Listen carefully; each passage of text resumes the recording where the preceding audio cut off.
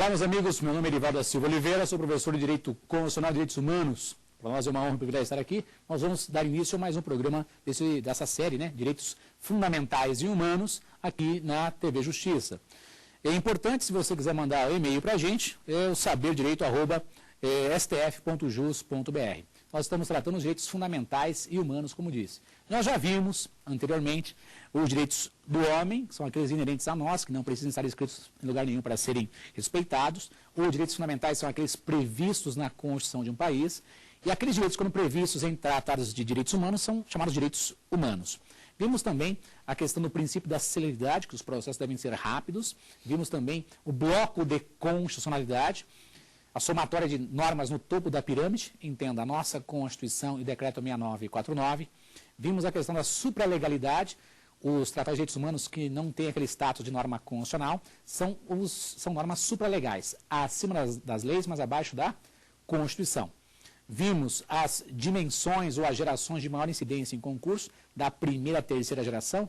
Primeira geração, protege o indivíduo, segunda geração, grupo de pessoas, terceira geração, todas as pessoas. Vimos as características principais para fins de concurso e das investigações acadêmicas que vocês façam, ou porque você gosta do tema, As principais características dos direitos humanos: universalidade, indivisibilidade, interdependência, interrelacionariedade, vedação no retrocesso, historicidade, imprescritibilidade, limitabilidade, as principais características dos direitos humanos. Avançamos para a dignidade da pessoa humana, um estudo aprofundado do que é a dignidade da pessoa humana, que corresponde, no mínimo, a pessoa ter acesso a um mínimo para a sua existência.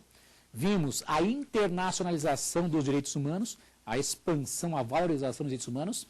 Vimos também a federalização de inquéritos ou processos que envolvem grave violação de direitos humanos. E agora vamos avançar para as garantias constitucionais ou mecanismos constitucionais de proteção dos direitos fundamentais e humanos, conhecidos também como remédios constitucionais. Quais são os remédios constitucionais que vão viabilizar, proteger os direitos humanos? E nós vamos adotar, nesse nosso estudo aí, o posicionamento mais prevalente, mais atual com relação a essas garantias constitucionais ou remédios constitucionais para viabilizar os direitos fundamentais e os direitos humanos. Então vamos caminhando devagarzinho, vocês vão anotar se quiserem. Então, o primeiro remédio constitucional nós vamos tratar com vocês vai ser o direito de petição, ok? Meus amigos, o direito de petição é aquele previsto no artigo 5º, inciso 34, a linha A. Na nossa Constituição, os senhores encontram no artigo 5º, inciso 34, a linha A. Artigo 5º, inciso 34, a linha A. O direito de petição, ele tem um caráter eminentemente administrativo. Corresponde ao direito de petição, não colocou? Direito de petição, artigo 5º, inciso 34, a linha A. Ok? Ele tem um caráter administrativo. E o que significa de modo bem simples para eu anotar aqui no meu caderno? O direito de petição corresponde a um meio de se levar a conhecimento do Estado uma ilegalidade que lá existe. Então, é um meio, é um mecanismo de você levar a conhecimento do Estado que existe uma lesão, uma violação de um direito lá previsto. Deu certo? Conseguimos? Então, o direito de você levar a conhecimento do Estado que existe uma violação, uma ilegalidade dentro daquele Estado. E nós temos no seu caderninho, daí você anote, por favor, que o direito de petição, ele não tem formalismos, ok? Não tem formalismos e não depende de advogado. O direito de petição não tem formalismos, não depende de advogado. De modo bem simples, como é que eu posso exemplificar para vocês? Muito simplesinho, ó. Anote se você quiser. Imagine que os senhores estão insatisfeitos com a varreção de rua ou a coleta de lixo do seu bairro. E você vai até o órgão municipal, entenda, até a subprefeitura ou a administração regional daquele município e relata, olha, estou contando para vocês que está sendo feita uma péssima coleta de lixo ou a varreção da minha rua. Peço providências. Ao fazer isso, os senhores estão realizando o seu direito de petição. Isso pode culminar ou não no processo administrativo ou até judicial. Da mesma forma, quando um cliente comparece no seu escritório e fala assim para você: doutor, eu estou sendo vítima de concussão, tem um policial me extorquindo.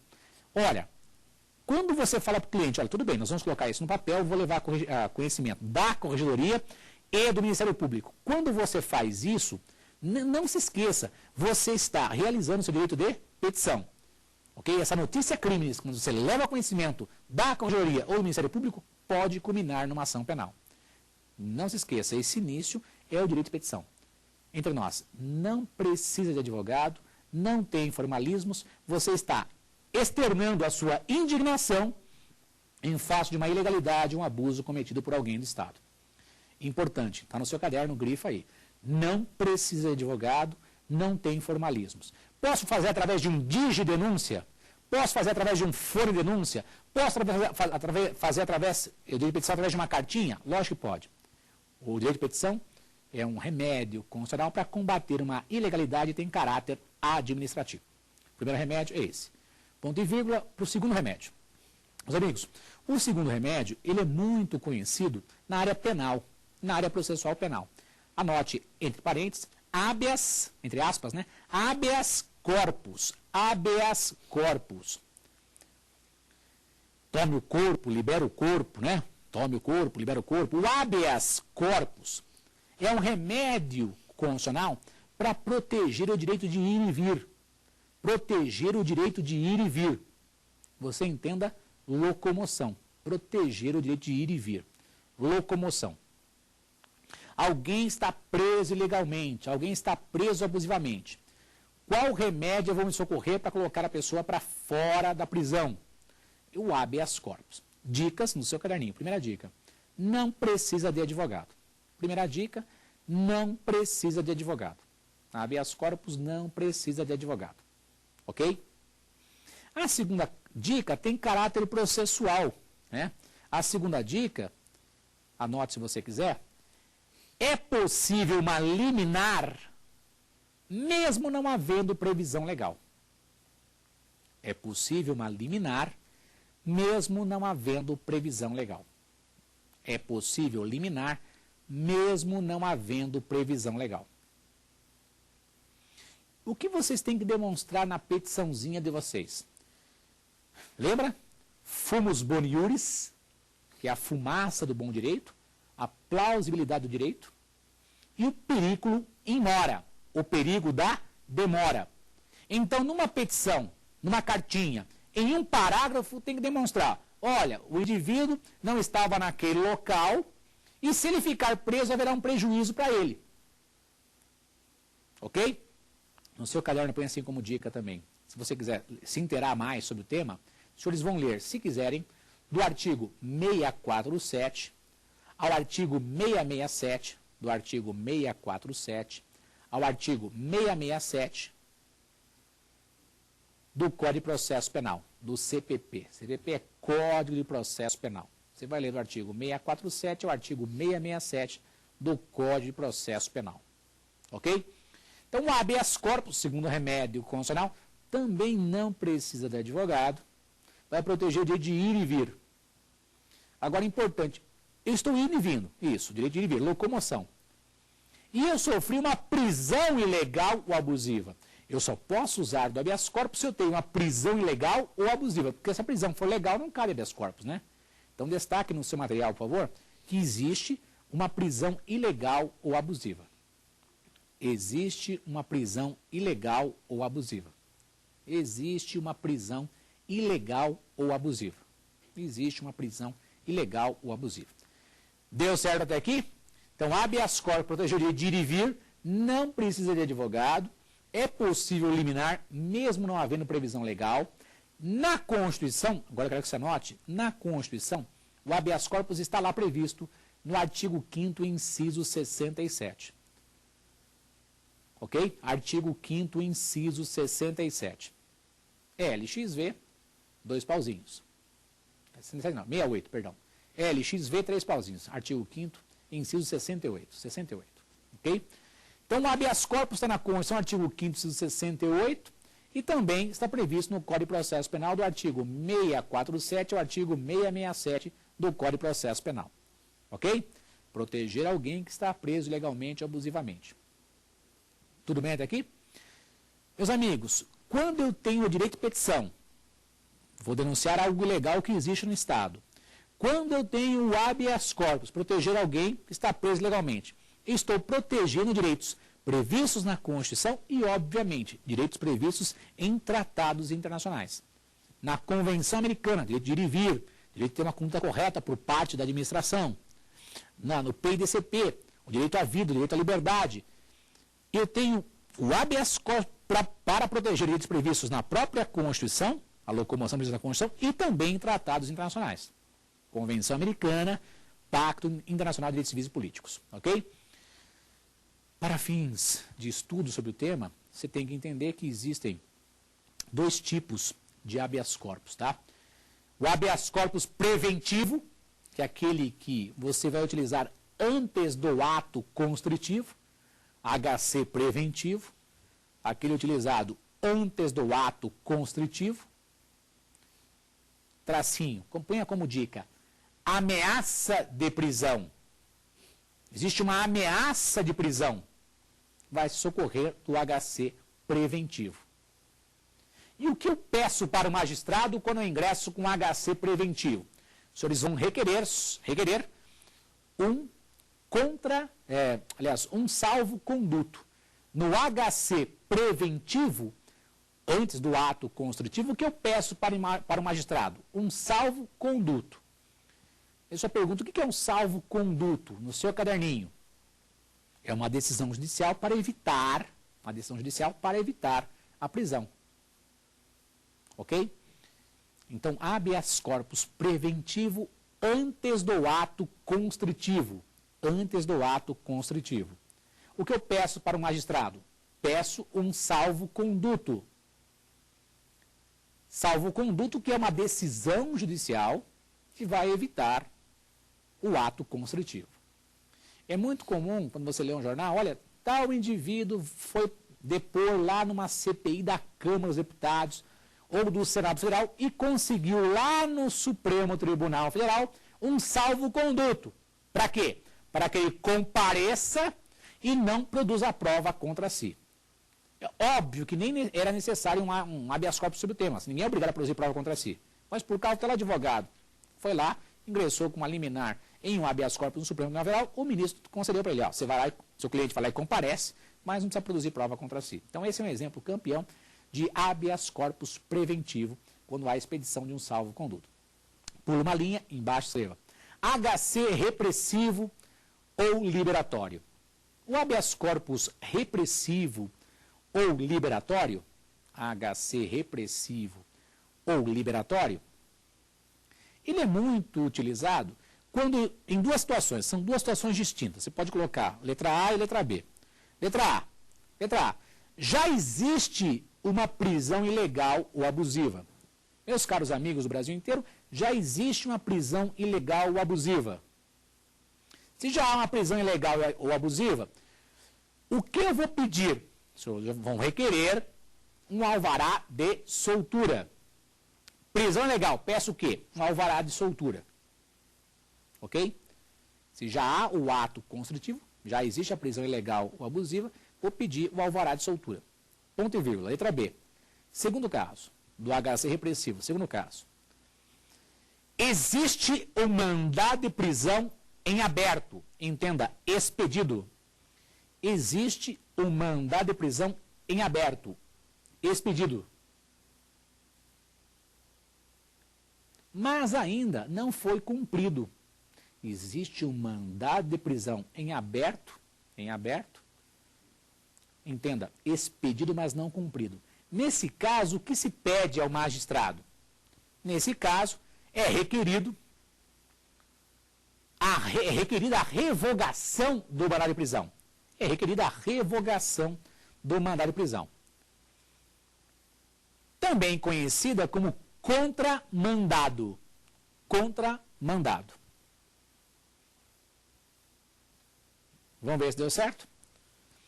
Habeas corpus preventivo antes do ato constritivo. Ok? Peço o quê? Peço um salvo-conduto para o magistrado. HC repressivo ou liberatório. O indivíduo já está preso legalmente, um alvará de soltura. Ou já foi expedido na de prisão, porém não foi cumprido. O que eu peço? a revogação do mandado de prisão. Tranquilo? Ou contramandado. Vimos aqui 2 remédios constitucionais para a proteção de direitos fundamentais e direitos humanos que não necessitam de advogado. Ok? No seu caderno, pule uma linha, por quê? Os demais remédios constitucionais vão necessitar de advogado. Os demais remédios constitucionais irão necessitar de advogado. Os demais remédios irão necessitar de advogado. Então, no seu caderninho, por favor, anote aí. No seu caderninho, anote. Qual que é o próximo? O próximo é o habeas data. O próximo remédio é o habeas data. O habeas data, libere a informação, solte a informação. O habeas data está previsto no artigo 5º, inciso 72. LXX, 2 pauzinhos. Artigo 5º, inciso 72. Ok? Artigo 5º, inciso 72. Isso da nossa Constituição. E você que se interessar pelo tema e quer se aprofundar, tem uma lei própria sobre o tema. Aí anote o número da lei. A lei é a lei número 9.507, lei 9.507 de 1997. Lei 9.507 de 1997. Ok? No seu caderno, um resumo de habeas data. Meu caro, o habeas data, ele é utilizado para quê? Escreva. Ter acesso e retificar, ter acesso e retificar, dados ou informações do impetrante, ter acesso e retificar dados ou informações do impetrante que estão, ter acesso e retificar dados ou informações do impetrante que estão em um órgão público ou de caráter público. Vamos ver se deu certo? Ter acesso e retificar dados ou informações do impetrante que estão em um órgão público ou de caráter público. Conseguimos? Bom, grande parte da doutrina entende que o habeas data é uma ação personalíssima. Então, coloque embaixo, cuidado, é uma ação personalíssima. Grande parte da doutrina assim entende. Por que ação personalíssima? Porque quem pode pleitear as informações é o próprio impetrante. Então, o impetrante vai contratar um advogado para ter acesso às suas informações que estão no órgão público. Ok? Então, ação personalíssima. Quem vai pedir é o impetrante. Põe embaixo, por favor. Cuidado. Cuidado. A jurisprudência admite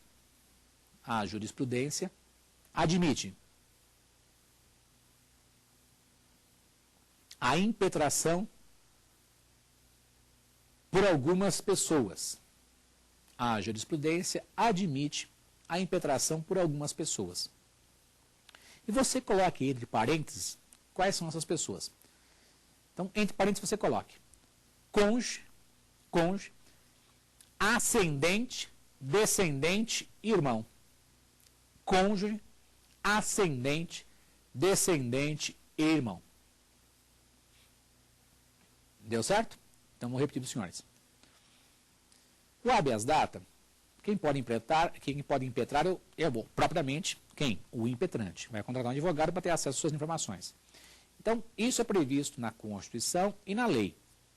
Muito bem, é uma ação personalíssima. Quem pode? O impetrante. A jurisprudência admite outras pessoas poderem propor o habeas data, mas tem que ter uma justificativa. O impetrante está incapacitado, morreu, foi abduzido, não se sabe onde ele está. O CAD, quem é o CAD? Está no seu caderno. Cônjuge, ascendente, descendente ou irmão podem propor em nome do impetrante. Para proteger quem? Proteger, por exemplo, o nome da família, ou a honra da família. Ok? No seu caderninho, reveja. Habeas data, ter acesso e retificar dados ou informações do impetrante. Onde é que estão as informações? em um órgão público ou de caráter público. Meus caros, quando é dito de caráter público, são informações que deveriam estar sob a guarida do Estado, mas possibilitam também que entidades privadas também tenham acesso a certas informações sigilosas. No seu caderninho, por favor, quando se fala em entidade de caráter público, entenda para fins de prova, Serasa, SPC, Serviço de Proteção ao Crédito, né? Serasa, já se admitiu, e é muito comum nos livros, na doutrina, que o Serasa e o SPC são entidades de caráter público. Na Lei 9.507 de 97, se olharem o artigo 1º, no parágrafo único do artigo 1º, tem um conceito legal sobre o tema, o que é entidade de caráter público. Eu peço que você dê uma olhadinha em casa com mais cuidado, ok? Habeas data, resuminho, terá acesso a dados e informações do impetrante que estão em um órgão público ou de caráter público. Estão num órgão público ou de caráter público. Tudo bem? Preciso de advogado, e importante, destaque no seu material, preciso esgotar a via administrativa. Então anote, para se ingressar com habeas data, eu preciso esgotar a via administrativa. O que é isso? Pensa comigo aqui. Imagine, meus caros, que eu quero ter informações minhas que estão na Receita Federal ou no INSS, no Instituto Nacional de Seguridade Social. Eu pedi administrativamente para ter acesso às informações. Foi negado. Passou o prazo previsto na lei, 15 dias, prorroguei por mais 15, 30 dias. Passou mais do que o prazo previsto na lei. Pedi as informações administrativamente, foi negado. Vou contratar um advogado, como Receita Federal e INSS são órgãos federais, vou peticionar ao juiz federal para ter acesso e corrigir, se for o caso, as informações. Ok?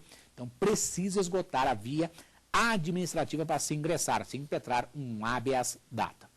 Então, perceba até aqui nós vimos direito de petição, habeas corpus, acabei de ver, habeas data com vocês.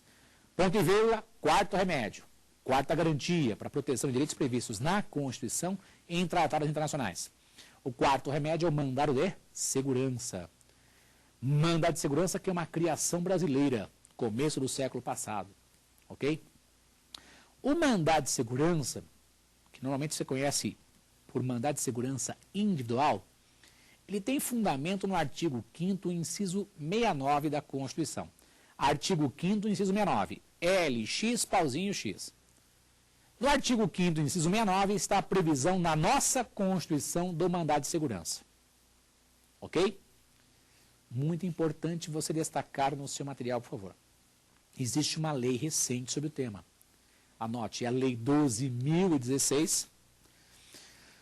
Lei 12.016 de 2009. Lei 12.016 de 2009. Lei 12.016 de 2009. Ok? Lei 12.016 de 2009. Muito importante para nós. Eu tenho uma lei específica que trata do mandado de segurança. Nesse caso, o mandado de segurança individual. Ok? Quais são os requisitos para se ingressar, se impetrar com mandado de segurança? Então vamos lá, põe assim embaixo. Requisitos. Entenda, quando é que eu vou usar o mandado de segurança? Quando é que eu vou usar o mandado de segurança? 1. Quando eu estiver diante de um direito líquido e certo. Quando os senhores estiverem diante de um direito líquido e certo. Estiver diante de um direito líquido e certo. E no seu material, por favor, quando se fala direito líquido e certo, escreva entre parênteses. É aquele que se comprova documentalmente. Para o Supremo Tribunal Federal, para a doutrina, é isso. É aquele que se comprova documentalmente. Como assim? Se comprova com documentos. Direito líquido e certo, ele se comprova com documentos. Meus caros, põe embaixo, observação. Em alguns casos especiais, basta o simples texto da Constituição e da lei. Em alguns casos especiais, basta o simples texto da Constituição e da lei. Em alguns casos especiais, basta o simples texto da Constituição e da lei. Ok? Então ficou. Direito líquido e certo se comprova com documentos. Em alguns casos, basta o simples texto da Constituição e da lei. Ok? Põe embaixo um cuidado, põe assim, cuidado.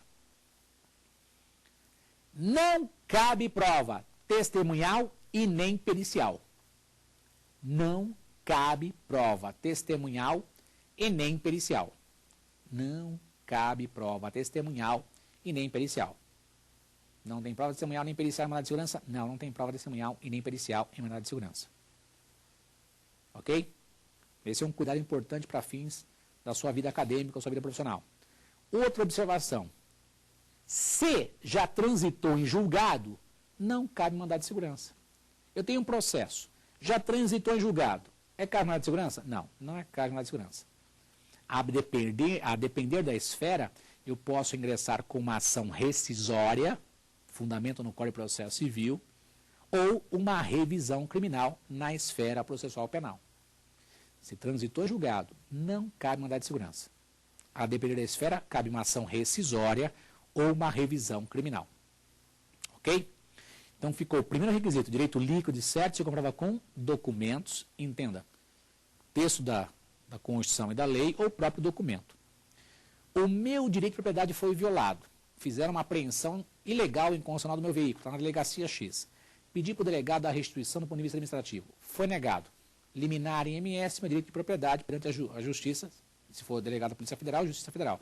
Delegado de Polícia da Justiça Comum, né, delegado comum da Polícia Civil, é um mandado de segurança na Justiça Estadual. Ok? Lembrem-se, direito líquido e certo. Ok? Ponto e vírgula. Segundo requisito. Não é caso nem de habeas corpus, nem de habeas data. Tudo bem? Não é caso nem de habeas corpus, nem de habeas data. Terceiro requisito. Existe uma ilegalidade ou abuso de poder. Existe uma ilegalidade ou abuso de poder. Existe uma ilegalidade ou abuso de poder. Você pode perguntar, mas quem cometeu essa ilegalidade ou esse abuso de poder? Você pode colocar entre parênteses. Uma autoridade pública ou alguém envolvido, alguém investido da autoridade pública. Quem cometeu esse abuso, essa ilegalidade? Uma autoridade pública, ou alguém investido em tal autoridade. Uma autoridade pública ou alguém investido em tal autoridade. Deu certo?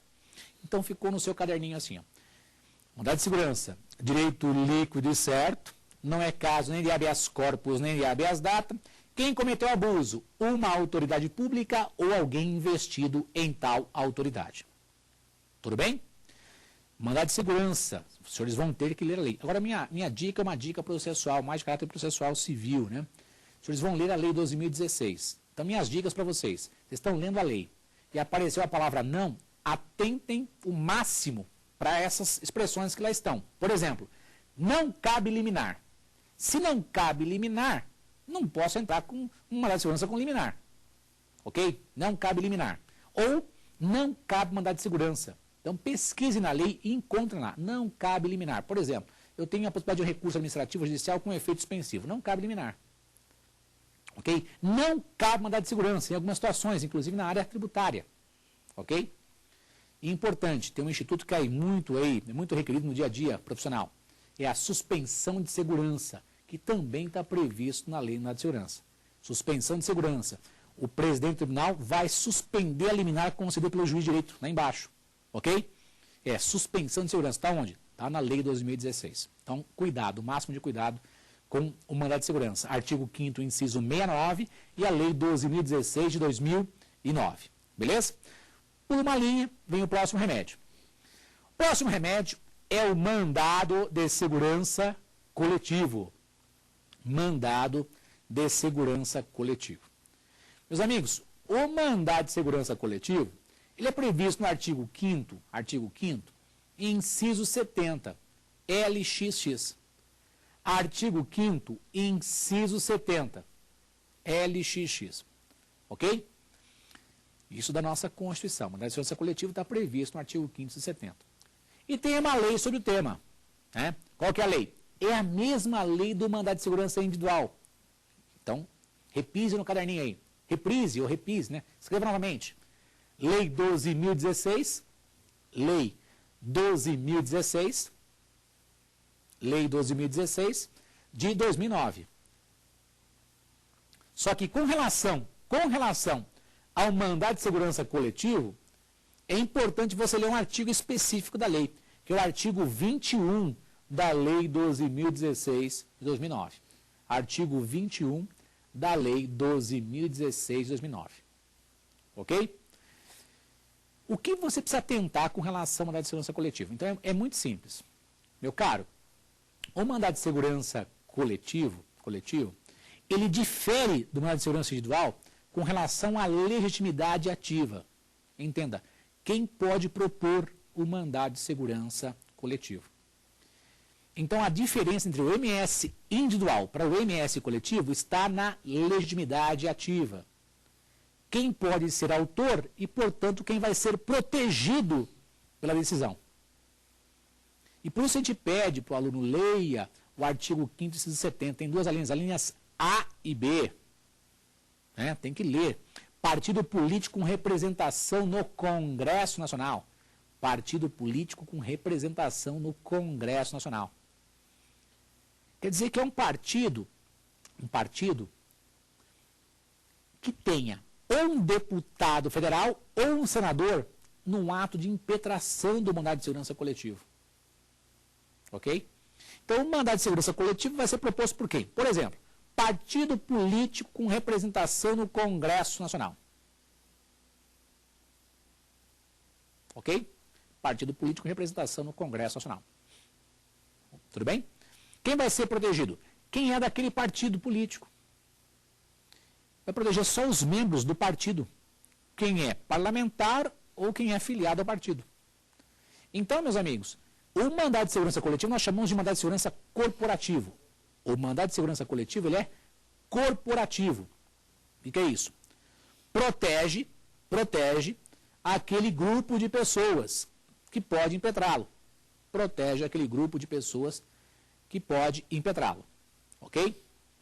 Professor, uma associação pode propor o mandado de segurança coletivo? Pode propor o mandado de segurança coletivo. Para beneficiar quem? Quem é daquela associação. Onde é que eu encontro isso? Na linha B do inciso 70 do artigo 5º. O que eu preciso que você faça é que você leia o artigo 5º, inciso 70, as alíneas A e B. Leu as alíneas. Tem as pessoas que podem propor e que serão protegidas. Vá até a lei. Qual lei? 12.016 de 2009. Lá na lei 12.016 de 2009, você vai atentar para o artigo 21. E aqui tem uma pegadinha. Cuidado. O artigo 21 da lei repete o texto da Constituição. Mas traz uma nova informação, um meio de reduzir ainda mais o MS coletivo. Anote aí.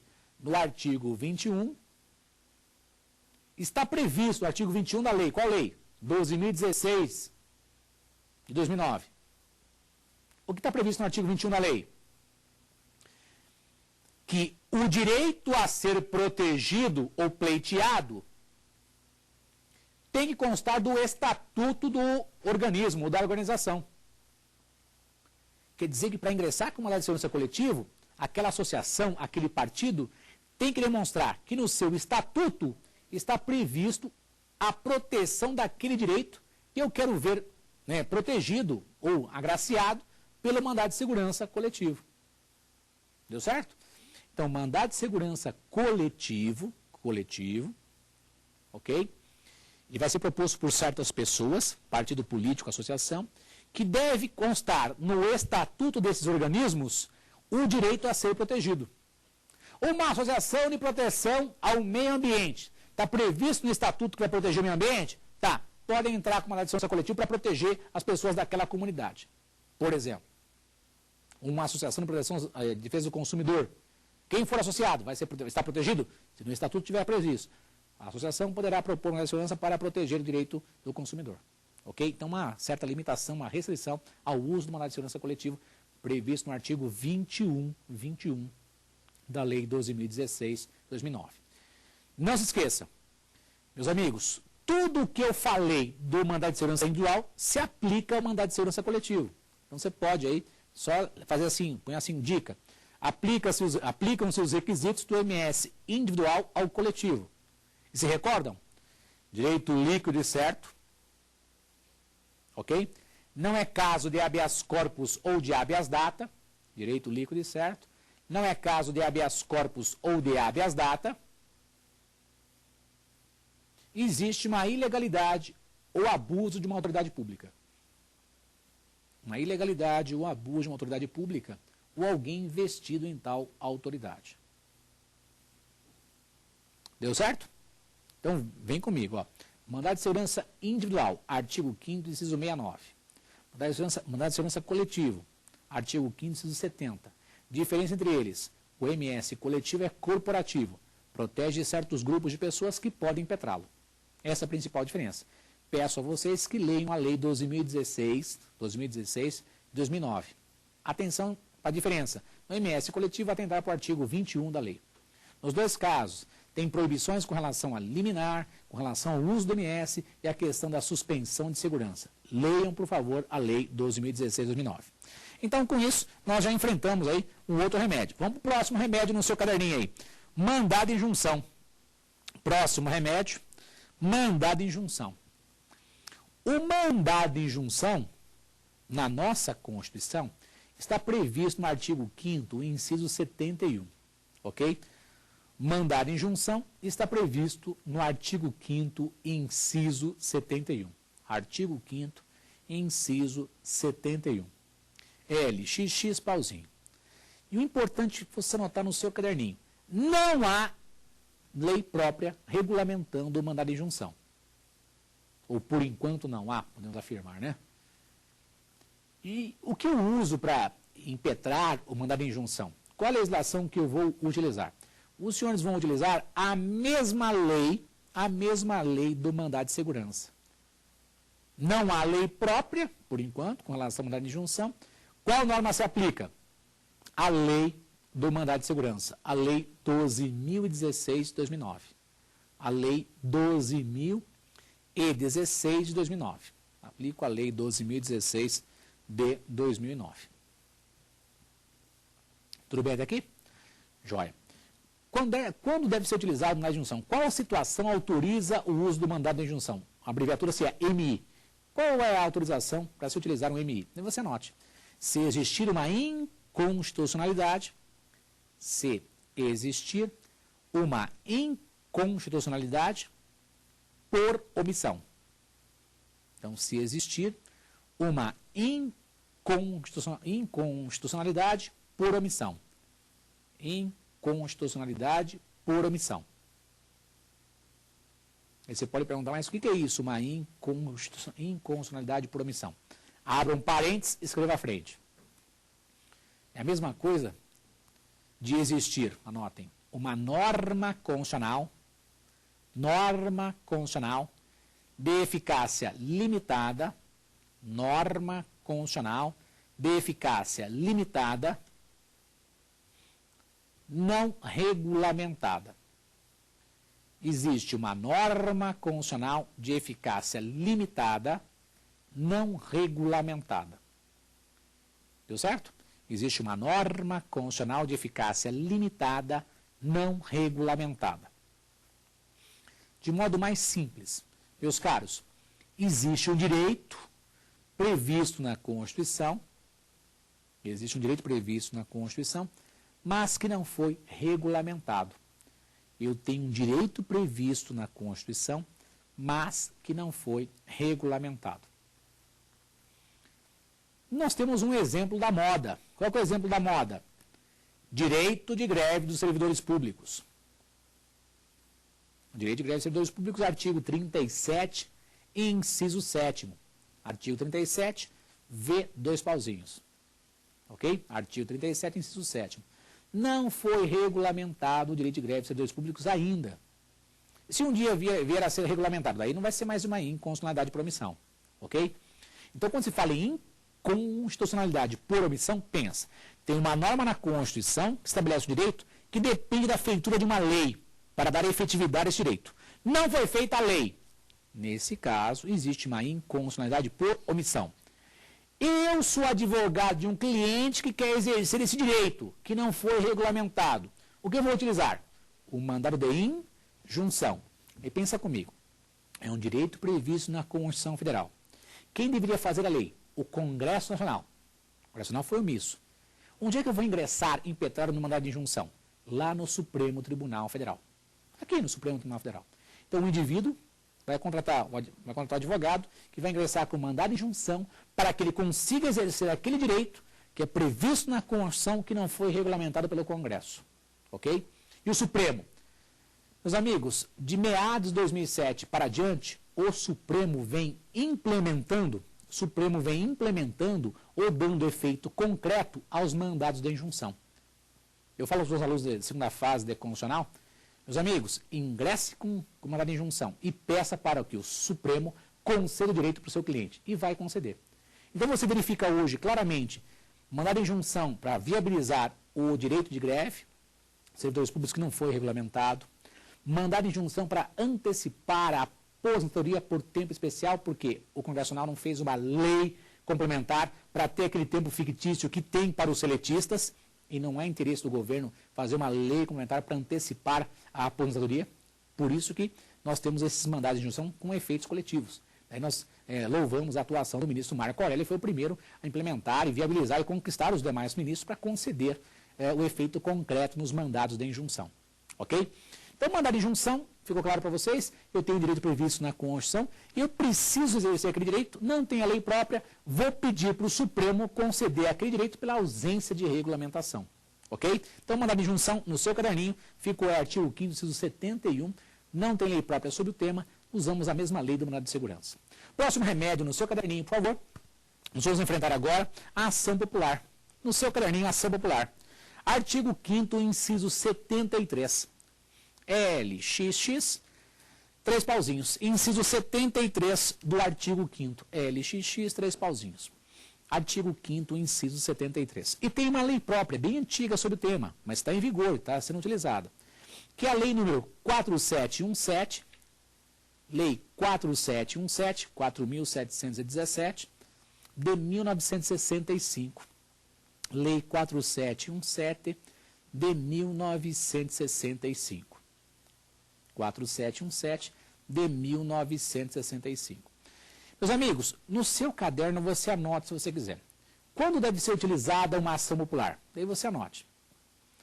É utilizada uma ação popular para proteger o patrimônio público, histórico, cultural, proteger o patrimônio público, histórico, cultural, o meio ambiente, proteger o patrimônio público, histórico e cultural, o meio ambiente e a moralidade administrativa. Proteger o patrimônio público, histórico e cultural, o meio ambiente e a moralidade administrativa. Patrimônio público, histórico e cultural, o meio ambiente e a moralidade administrativa. E muito importante você grifar aí patrimônio público, que é o tema da moda. O ministro X está malversando o dinheiro público. O secretário X do Estado do município pegou o dinheiro e aplicou uma licitação fraudulenta ou desviou verbas públicas. Violado o patrimônio público, autoriza uma ação popular. Ponto. Na outra linha, vem lá. Autor, preste atenção. Com relação ao autor, temos 2 dicas. Primeira, que é a mais importante. Só cidadão pode propor uma ação popular. Só cidadão pode propor uma ação popular. Só cidadão pode propor uma ação popular. Ok? Então ele vai contratar um advogado que vai impetrar, propor uma ação popular. Ok? Importante. Se ele desistir desta ação, outro cidadão poderia assumir o polo ativo da ação. Se ele desiste, outro cidadão pode assumir o polo ativo da ação. Ok? E se ninguém assumir? Quem vai assumir? O cidadão propôs, abandonou. Quem assume? Outro. Ninguém quer assumir. Quem vai assumir? O Ministério Público. Então é muito importante. O Ministério Público, que era custos legis, fiscal da lei, vai se tornar autor. É a conhecida legitimidade ou legitimação extraordinária ou superveniente. Legitimidade ou legitimação extraordinária ou superveniente. De modo bem simples, se você quiser anotar no caderninho, de modo bem simples, coloque assim, por favor. O Ministério Público não pode propor ação popular. O Ministério Público não pode propor ação popular. O Ministério Público não pode propor ação popular. Vírgula. Mas pode assumir o andamento, e dar execução à decisão da ação popular. Deu certo? O Ministério Público não pode propor a ação popular, mas pode assumir o andamento e dar execução à ação popular. Ok? Então, são questões importantes que envolvem a ação popular. Proteger o patrimônio público, história cultural, meio ambiente e moralidade administrativa. Quem pode propor? O cidadão. Se abandonar, outro pode assumir. Se ninguém assumir, quem assume? O Ministério Público. Legitimidade ou legitimação extraordinária ou superveniente. Lembra o que é isso? Em nome próprio, defendo o direito alheio porque a lei me permite. Lembra? Em nome próprio, defendo o direito alheio porque a lei me permite. Ok? Outra dica importante. Agora preste atenção. Meus caros, quando se fala em ação popular, é muito importante você colocar no seu caderninho, dica, não tem foro de prerrogativa de função em ação popular. Não tem foro de prerrogativa de função em ação popular. Não tem foro de prerrogativa de função em ação popular. Não tem foro de prerrogativa de função em ação popular. Como assim, professor? De modo bem simples. A ação popular, qual que é a regra?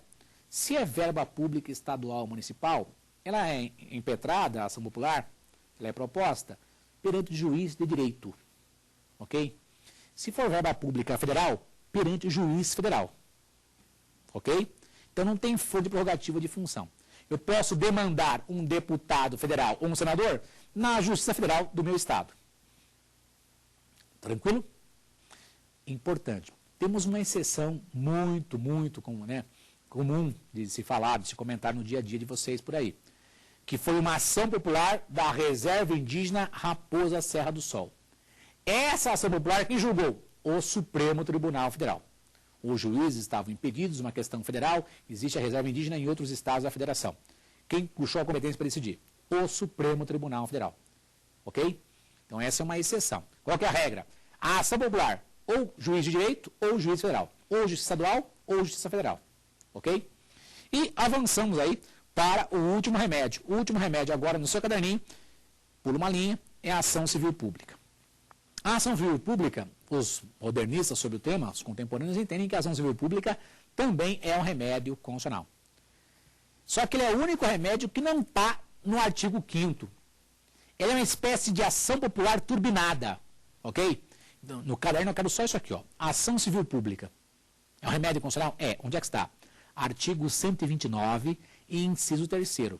Ação civil pública, artigo 129, inciso 3º. Ok? Se você for ler lá isoladamente o artigo 129, inciso 3º, você vai ter a falsa impressão de que só o Ministério Público pode utilizar da ação civil pública. Está equivocado. Em inquérito civil público, só o Ministério Público pode propor. A ação civil pública, não. Além do MP, outras pessoas. A Defensoria Pública, a União, Estados, DF, municípios, vocês como advogados de associações, ok? Porque a ação civil pública tem uma lei própria. Anote a lei, é a Lei 7347, Lei 7347 de 1985. Lei 7.347 de 1985, ok? Tem que ler essa lei. Especial atenção para o artigo 5º dessa lei. Lá tem as pessoas que podem propor a ação civil pública. Ficou assim, ação civil pública, artigo 129, inciso 3º, é o único remédio que não está no artigo 5º, tem uma lei própria, Lei 7347 de 1985. Dica, cidadão não pode propor ação civil pública. Dica, cidadão não pode propor ação civil pública. Professor, para que serve a ação civil pública? Vocês vão estudar sobre o tema, vão perceber. Para proteger qualquer interesse difuso, coletivo ou individual homogêneo. Proteger qualquer interesse difuso, coletivo ou individual homogêneo. Individual homogêneo. O que é isso? Basta você consultar o Código de Defesa do Consumidor. Lá no Código de Defesa do Consumidor, no artigo 81, você tem lá conceitos do que é interesse difuso, coletivo ou individual homogêneo. Artigo 81 do Código de Defesa do Consumidor. De modo bem simples para os senhores. Interesse difuso, eu não sei quantificar quem foi atingido. Derramamento de óleo, publicidade enganosa. Não sei quantificar quem foi atingido. Difuso, evento anormal existente. Interesse coletivo, tem uma relação jurídica e eu sei quem são as pessoas que vão ser atingidas. Existe um contrato, por exemplo, um contrato de leasing, de consórcio, eu sei quem são as pessoas atingidas. Posso ingressar com ação civil pública para proteger aquele direito coletivo, tem uma relação jurídica entre eles. Interesse individual homogêneo, existe algo que puxa a afinidade daquele grupo de pessoas. Por exemplo, pessoas com necessidades especiais que querem se proteger com relação a uma isenção de um imposto X. Eu tenho uma unidade, um vínculo entre essas pessoas, um vínculo, inclusive um vínculo legal entre essas pessoas, que para se proteger vão usar de uma ação civil pública. Ok? Interesse individual homogêneo. Meus amigos, qualquer um desses, interesse difuso, coletivo, individual homogêneo, pode ser protegido, pleiteado por meio de uma ação civil pública. Ok? Muito bem, vamos lá. Parece que alguém tem uma pergunta aqui para nós. Quem vai perguntar primeiro é? Manda lá a perguntinha. Quais são as garantias constitucionais que não necessitam de advogado? Pergunta interessante, quais são as garantias constitucionais, os remédios constitucionais que não necessitam de advogado. Falamos logo no início da nossa explanação, e é bom a gente reforçar. Direito de petição e o habeas corpus não necessitam de advogado, ok? Habeas corpus e o direito de petição. Direito de petição, caráter administrativo, dar início a uma reclamação, né, de um tema contrário à Constituição. Habeas corpus, proteger o direito de ir e vir. Então eu vou abrir mão de formalismos para proteger o direito ambulatorial do nosso ir e vir, ok? E mais uma perguntinha, é da Amanda agora? O que manda, Amanda? Qual a diferença entre o mandado de injunção e a ação direta de inconstitucionalidade por omissão? Muito bom, pergunta interessantíssima. Bom, vamos lá. O mandado de injunção é um remédio constitucional, qualquer pessoa pode se valer dele. MI é um remédio constitucional, qualquer pessoa pode se valer dele.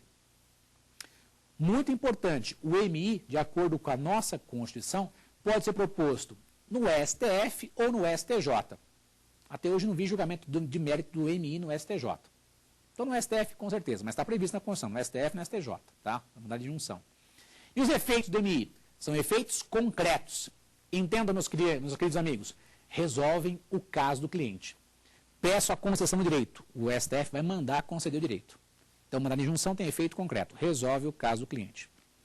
Já a ação direta de inconstitucionalidade por omissão, conhecida como ADIM ou ADIPO, ou ADO, a ação direta de inconstitucionalidade por omissão, é uma ação do controle concentrado e constitucionalidade. Na esfera federal, quem pode propor essa ação? Só as pessoas do artigo 103 da Constituição. Controle concentrado, só as pessoas do artigo 103. O foro competente, lá no Supremo Tribunal Federal. Quem faça a Constituição Federal, lá no Supremo Tribunal Federal. E com relação aos efeitos, tem que tomar cuidado.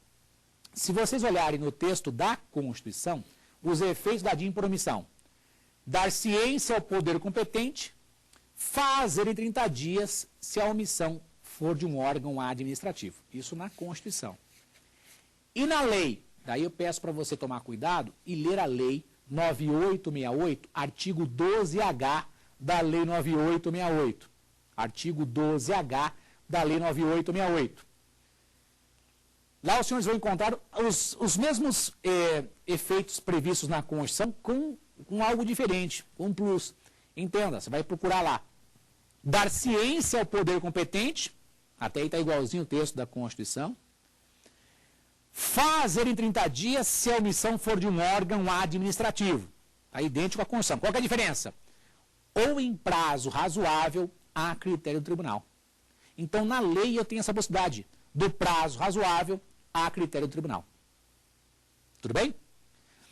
Meus amigos, nós vimos no encontro de hoje as garantias ou os remédios constitucionais que são utilizados para proteger direitos previstos na Constituição em diversos tratados internacionais.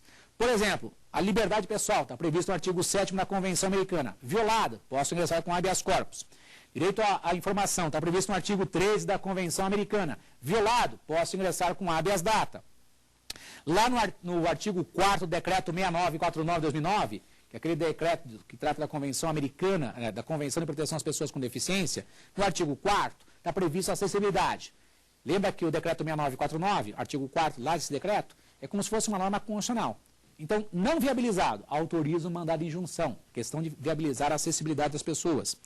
Ou o direito à propriedade, está previsto no artigo 21 da Convenção Americana. Se for violado, mandado de segurança individual, mandado de segurança coletivo. A proibição da escravidão, direito à indenização por erro judiciário.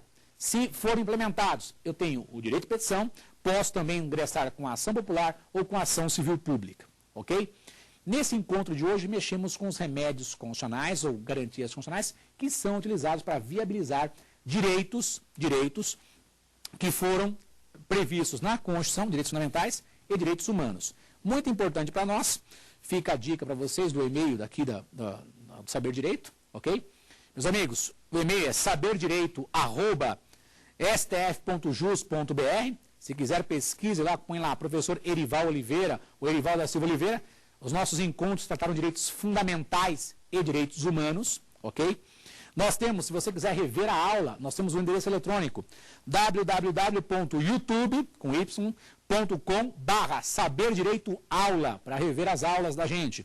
Temos também aí, pertencente à família da Saber Direito, outros endereços eletrônicos, anote se você quiser. www.youtube.com/saberdireitoresponde e www.youtube.com/saberdireitodebate. Ok? Para mim foi um privilégio, uma honra estar aqui. Espero que vocês tenham aproveitado. Agradeço a Amanda, a Juliette e a Manuela pela paciência e a dedicação nesse curso que nós viabilizamos para vocês. Forte abraço, sucesso para vocês.